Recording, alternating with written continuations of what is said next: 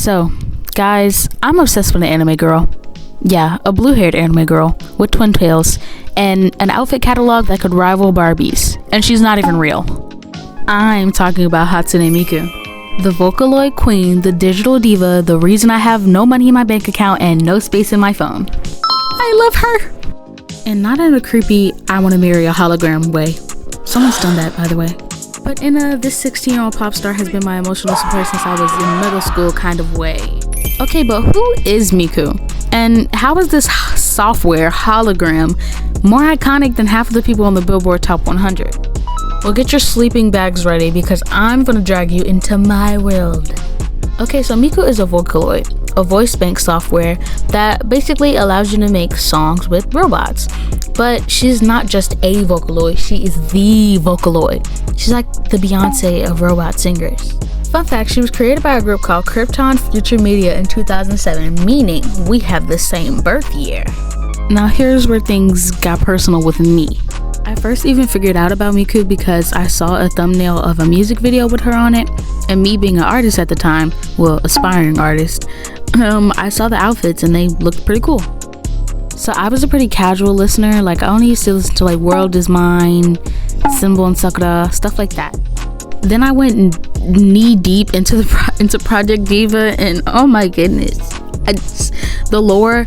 Vocaloid has more lore than an actual anime has, and that's kind of crazy because within itself is like 5 different animes within one overarching thing. Like, it's crazy. There's so much lore to Miku, so much. It's actually ridiculous. So I went from listening to World Is Mine to Kiko, so you can tell what kind of child I was.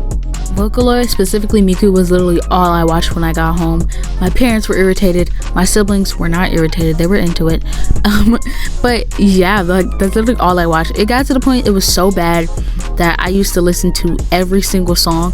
Any major pop song that came out, like specifically I remember Shape of You by what's his name? The Ginger. Ed Sheeran. And I refused to listen to the actual version. I would listen to the Miku version.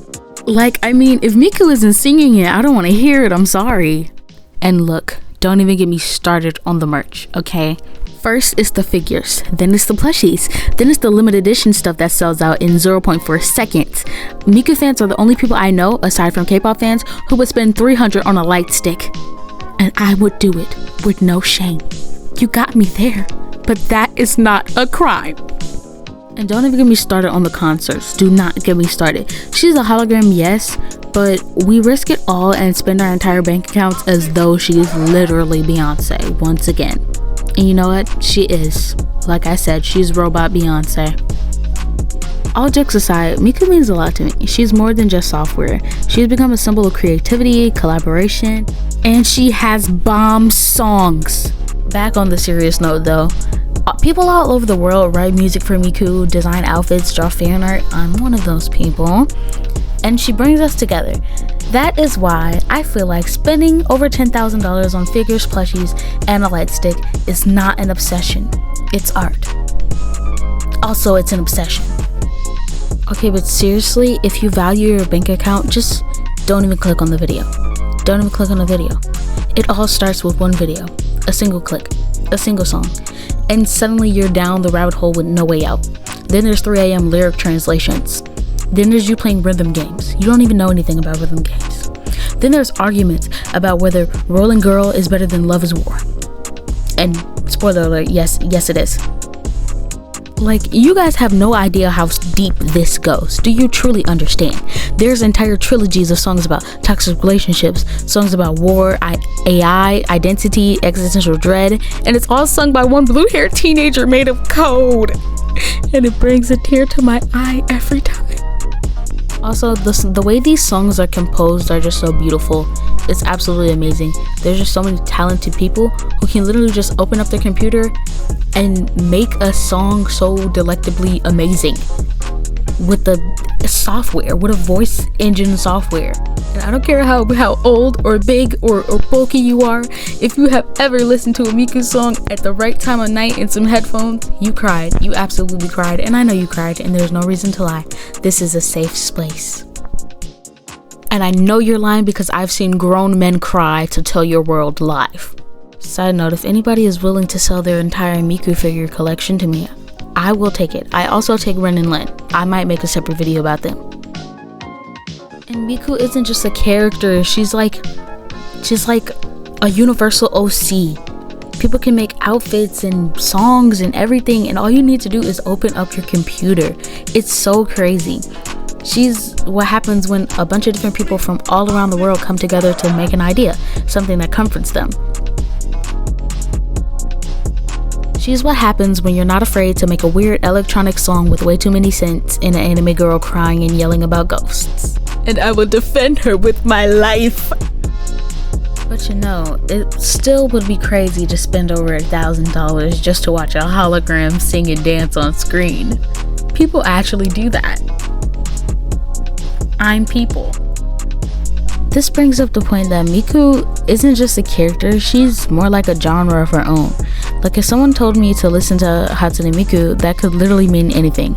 You got J-pop, EDM, dark fantasy opera about murder twins, jazz fusion, 8-bit, like oh my god, like everything. It's everything. And so using that, the fact that she can be anything and do anything, she's a completely different genre of her own. Also, not to mention that not only is Miku a musical figure, she's literally just part of the internet, and I don't know how to describe it. Miku is in every type of media you can ever think of. Any game you've played, Fortnite has a Miku skin. Almost every single game, within reason to, has a Miku skin because she is iconic. Like, oh my goodness.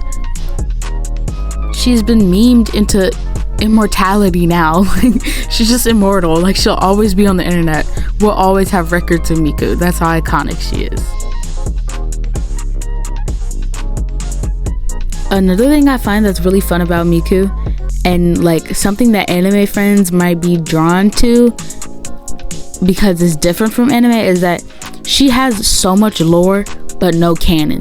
Like, it's the fact that technically nothing is canon when it comes to Miku or Vocaloid, because no official backstory on music video is true. Like, she's basically a blank canvas that anybody could put their own version on. Like, one minute she's a schoolgirl, the next minute she's a military leader, the next minute she's a girl who just dies a lot but comes back because it's fine, she'll be immortal. But you know, the real stars of the show are the people who put in their time and effort and creativity into making Miku who she is. The real MVPs are the producers and the artists. Every cute outfit that Miku has, someone created that. Every bomb song that Miku has, someone's created that.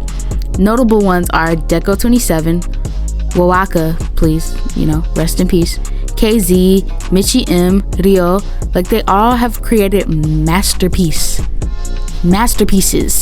with robots on a laptop. Like, you can hear emotion in a robot. You shouldn't be able to do that.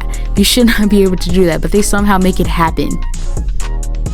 Another thing I'd say about Miku and Vocaloid in general is that the fandom runs deep. It's a sisterhood. It's a sister and brotherhood of its own. It's actually crazy. It's like having a second life. Whenever I go on anything Miku related with like Miku fans, I feel like Miraculous Ladybug. I feel like Marinette Dupin Chain. I feel like I have a secret that nobody knows about yet. Like, you start recognizing producers and their style. You can hear 2 seconds of a song and be like, yep, that's definitely Rolling Girl. Like, you know, it's crazy. You start watching Miku MMD videos and lose hours of your life because you decided to watch them at 3 a.m. and then you go down a pipeline. Yeah, playing the same 3-minute song 72 times in a row because it's good, but then you get sick of it and then you have to come back to it like 2 months later. See, it's like, oh my goodness, the fans are creative geniuses, the cosplays are amazing, the fan art is museum worthy. I mean, like, mine could be in a museum. the vibe of the fandom is so nice. Like, I don't think I've ever encountered bad Vocaloid fans. Maybe I'm just lucky. My last point will be that Miku is a gateway to a whole different world of music, because there's not just Miku. This is a software with multiple different voices. Once you fall down the Miku hole, it doesn't stop. Suddenly, you're listening to Ren and Len and asking yourself, oh my goodness, there's twins. Then you're looking at Kaito, and then you're looking at all these other ones. There's Luca, Kaito, Meiko. Like, it's so many. It's so many that I can't even count, actually.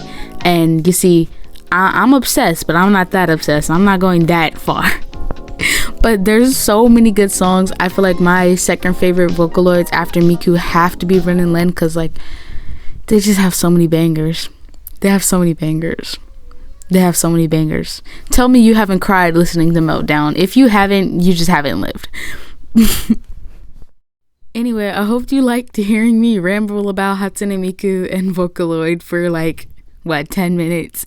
And I hope you like the art and speed paints that came with this. I'm currently working on new videos. It's kind of hard right now because I need a better setup. Anyway, I love you guys, and Marsh is out.